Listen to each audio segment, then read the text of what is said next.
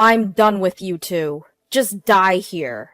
My husband left those words hanging in the air as he abandoned me and our 4-year-old daughter in a snowy mountain. Within the dense wilderness, I had no idea where we were. The icy winds bit into our bodies, making us shiver uncontrollably.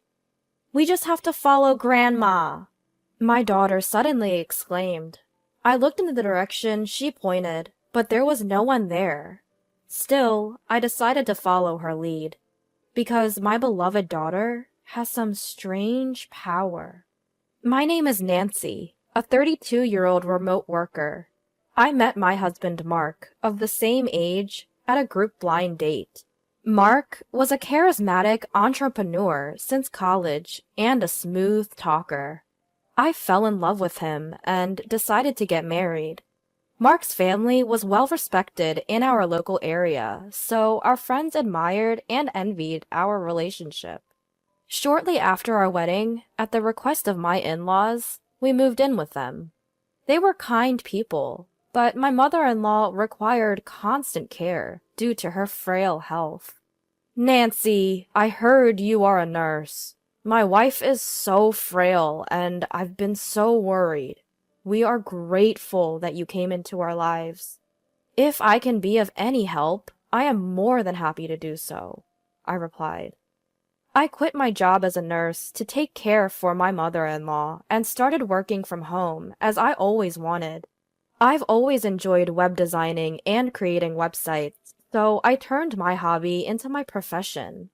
It was a job I could do at my own pace, without any strict deadlines. However, one thing that bothered me was that even after 3 years of marriage, we hadn't been blessed with a child. Mark's business was thriving and expanding, opening branches here and there. But he got carried away with his success, frequently going out and rarely coming home.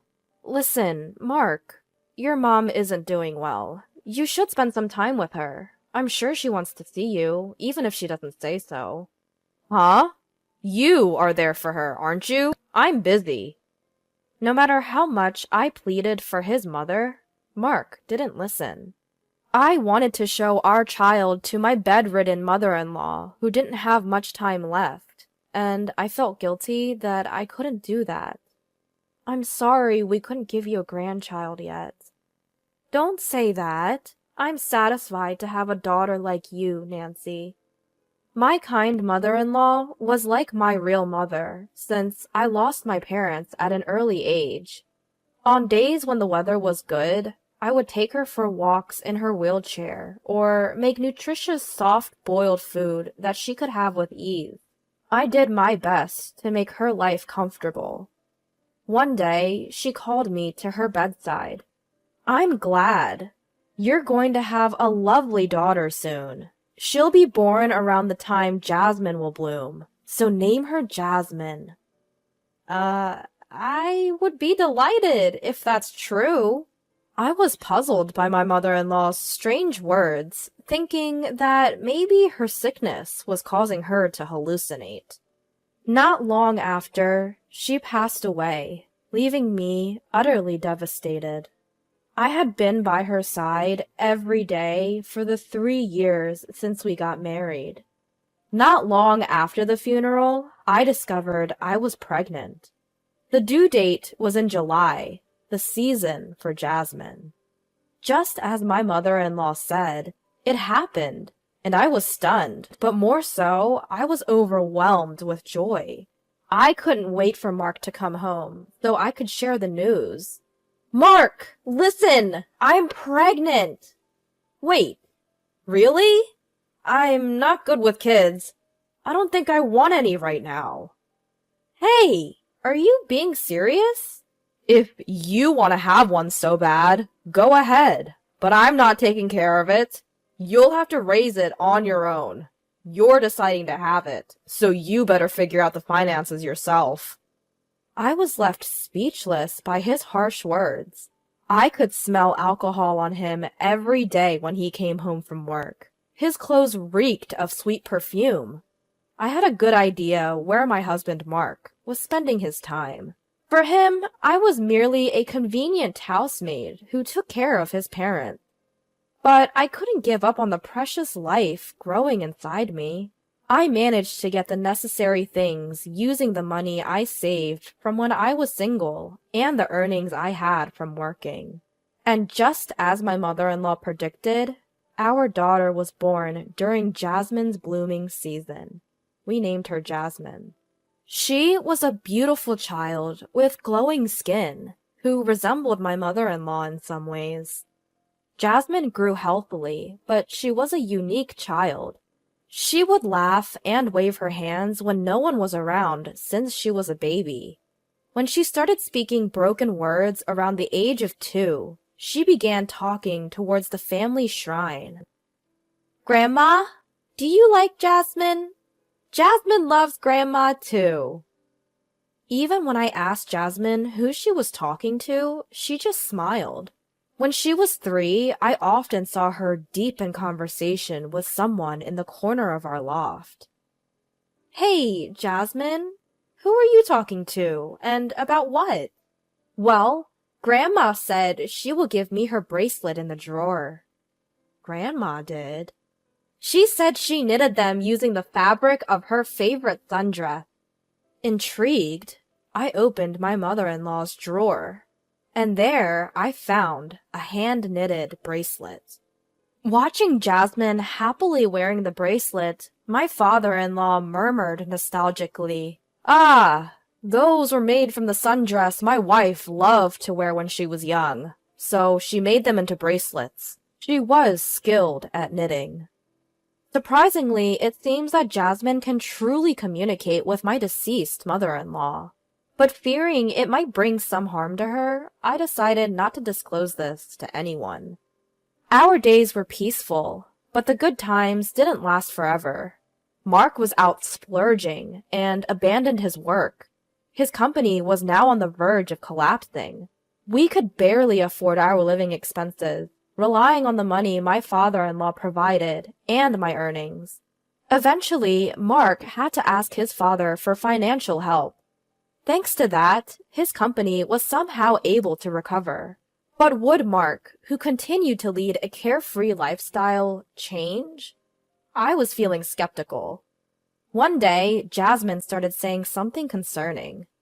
"Daddy is planning to do something bad." "What do you mean?" "I don't know, but Grandma seems worried. She told me to be careful." I didn't quite understand what she meant, but her words lingered in my mind. What kind of trouble could Mark get into? Is it something related to his company? A woman? Money? I thought about it, but without any evidence, I couldn't confront him. But just to be safe, I started carrying a voice recorder. And I told my daughter not to tell her father that she could see her grandmother. It was because I had a vague feeling of unease. Then I found numerous receipts from strip clubs and bars while going through Mark's stuff. Despite the company's financial struggle and even after asking his father for help, his habit of going out hadn't changed. I also found a note saying, "Consult the gang about the plan." What was the gang referring to? If what my daughter says is true, my mother-in-law has been warning us. It might be indicating that danger is approaching for me and Jasmine. I got shivers running down my spine. For several weeks afterward, I was on guard, but in the end, nothing more happened. Gradually, my sense of caution was pushed to the back of my mind, and I resumed my daily life. One day, my husband, unusually in high spirits, spoke to me. "Thanks to Dad's assistance, my business is doing better, and we're making greater profits. So, how about we go on a family vacation after a long time?" Long time? More like for the first time. "Oh, is it?" Jasmine was so young. I booked a hot spring near an amusement park in the mountains. Jasmine will surely be thrilled. Is that so? My heart was wavering. Though there are still some doubts about my husband, I couldn't completely ignore the desire to believe him, who was showing his gentle face, like old times. If my husband has genuinely changed his mind, this could be an opportunity to mend our relationship. With this thought, I agreed to the family trip. And as I prepared for the trip, I gradually forgot about what my daughter had said and was excited about the long-awaited trip. On the day of the trip, I was surprised to see the rental car my husband had borrowed. It was equipped with snow-tread tires, which made me slightly afraid, thinking we were heading into a snowy mountain. But I couldn't refuse at the last minute, fearing it would spoil the trip and my husband's mood. I quietly sat in the back seat of the car driven by my husband, with my daughter. But in hindsight, I should have been more cautious. More than an hour after our departure, it felt like my husband was driving deep into the mountains, saying we were heading to the hot spring. Moreover, there was quite a lot of snow. Soon, we passed by the interstate and started driving on a side road, and I thought something was wrong. "Hey dear, isn't this road strange? Do you think there would be a hotel on a mountain trail that's this off the interstate? Are you sure we're on the right route?" But my husband didn't answer anything and continued driving, his frightening face frowning, looking straight ahead. Feeling anxious, I held my daughter tightly and bit my lip. And then, on the path where there was no road, my husband abruptly stopped the road. "You two are of no use to me anymore. Sleep quietly here." Saying that, my husband dragged me and my 4-year-old daughter out of the car. "Oh, I almost forgot. I'll be taking your phone with me." "Wait, dear!" No matter how much I screamed, my husband ignored me. And the moment he started the car, he turned to us, smirked, and drove away. No way. We were left behind. Snow was falling all around, and we didn't even know where we were in the thick forest. My husband had taken my phone, but I had secretly put a spare one in my backpack. Unfortunately, there was no signal, and I couldn't call for help. Still, from the moment the car left the interstate, I had a bad feeling, and both Jasmine and I were wearing our winter coats and had our backpacks on. Moreover, since it was winter, I had many things packed in my bag, for in case anything happened. Although I thought it would be fine, my daughter Jasmine's words had been lingering in my mind. I had prepared various things just in case, but I never expected this to happen. The wind that blew was as cold as ice, making me shiver down to my core. I took out a disposable hand warmer from my backpack, warmed my body, and calmed Jasmine down by giving her a caramel candy to chew on. Even as I did this, the snow only got worse, and it seemed like we were going to end up stranded, all alone. What should we do? As I was at a loss, Jasmine suddenly shouted out, "Mom! Grandma is saying she's coming over here!" I looked in the direction Jasmine was pointing, but there was nobody there. No, I couldn't see anyone, but it seemed like Jasmine could. "We should do as Grandma says." Jasmine confidently started to walk, and I decided to follow her. After all, she has a mysterious power. That's why I believed we'd somehow make it. I think that's what I wanted to believe. I walked carefully through the accumulating snow, holding Jasmine's hand tightly so as not to slip. "Mom, I see a light! Grandma is telling us to go towards it." Indeed, I could see a light in the direction Jasmine was pointing. We're saved, I thought, feeling like I was about to burst into tears. "Thank you, mother-in-law." I quietly whispered my gratitude to my mother-in-law. Finally reaching a hotel at the foot of the mountains, we decided to rest there to warm up. I had put extra cash in my backpack, so I knew we could stay for a while. And now I began to plan my revenge on my husband. Don't think I'll forgive you for this. I'm going to thoroughly investigate why you wanted us dead, so be prepared. 5 days later, I contacted my father-in-law. My father-in-law was very surprised to hear from me, but when he found out that Jasmine and I were safe, he was very happy and came to pick us up from the hotel.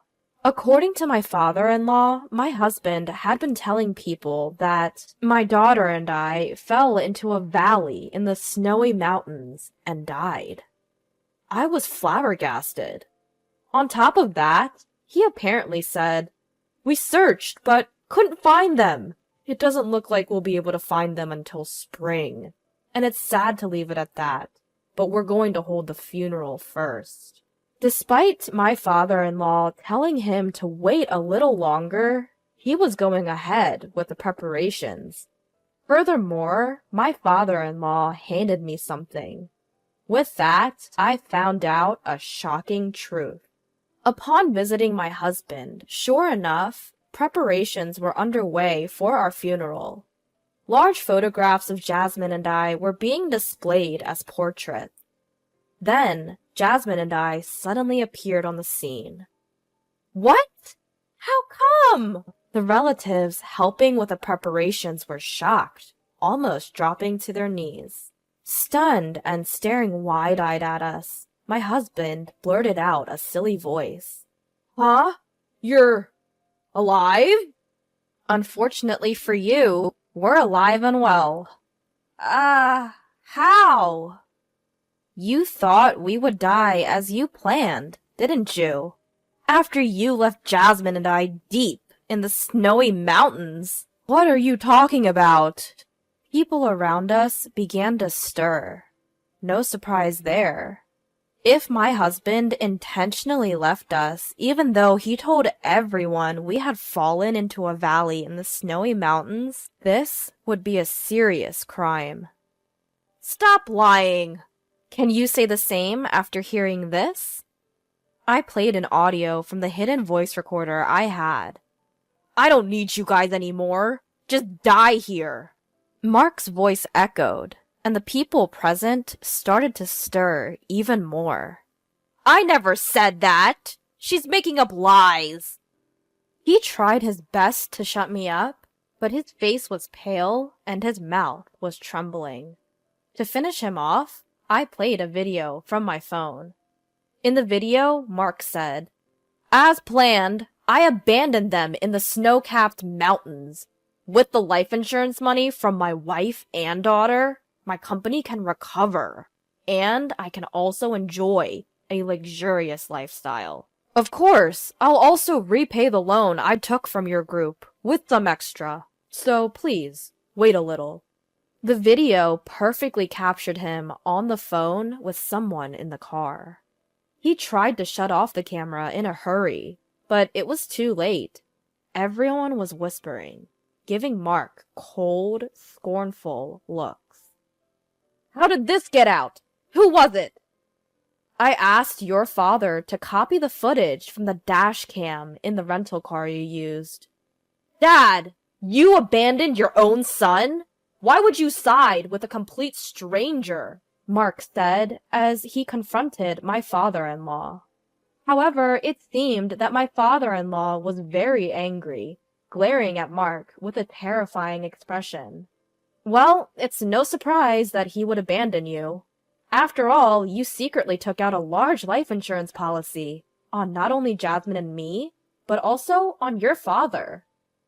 I wonder, when you mentioned group, did you borrow money from a sketchy organization and then targeted our lives?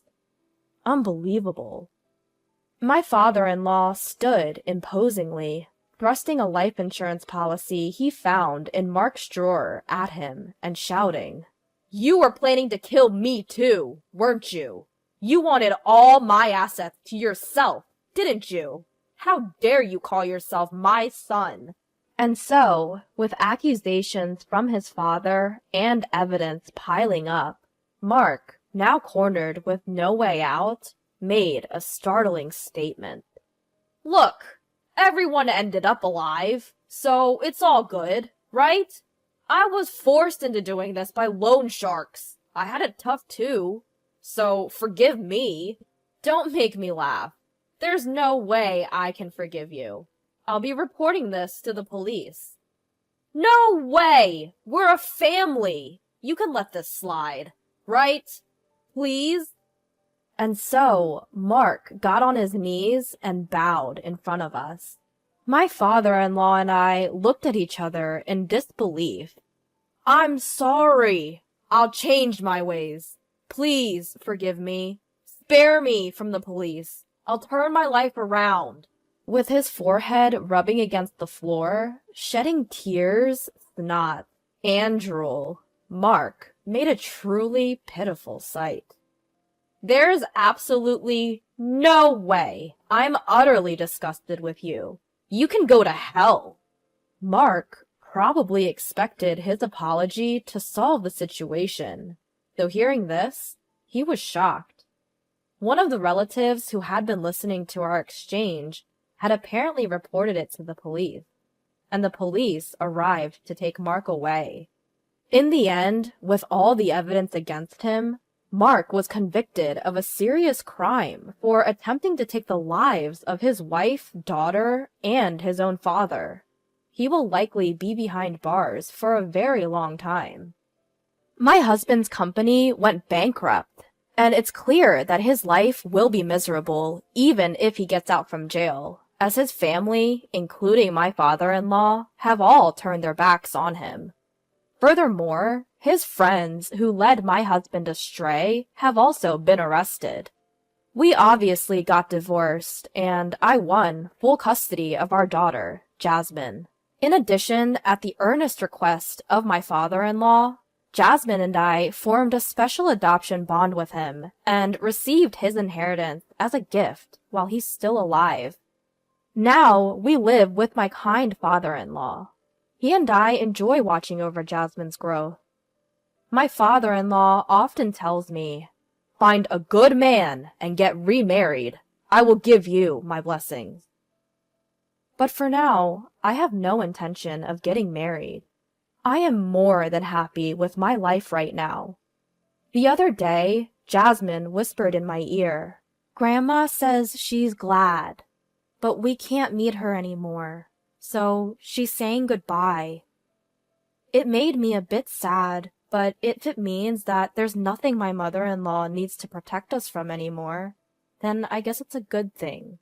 Dear mother-in-law, I will protect Jasmine with everything I have. I made a promise to her today as I placed my hands together in front of her grave.